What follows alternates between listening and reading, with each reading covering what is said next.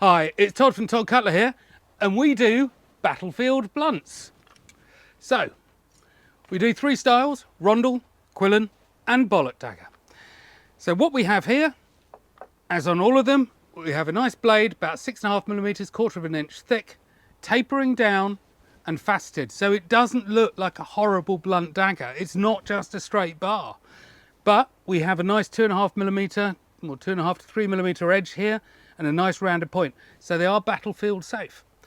The bollock dagger comes with an impact guard here, an ash handle, brass cap, and peen washer. So it is a really attractive knife.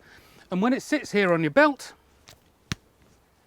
it looks great. It doesn't look horrible.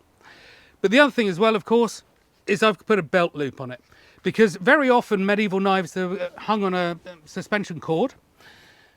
But that's great actually if you want to be really traditional. But sometimes when you're on a battlefield, you want it to be where you left it. You don't want it to be entangling.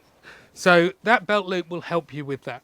The grip itself is just a little bit longer than I traditionally put on historical reproduction pieces, because I know that you guys out there, you get obsessed by wanting a bit more grip length. So I've given it another 1.5 centimeters, something like that.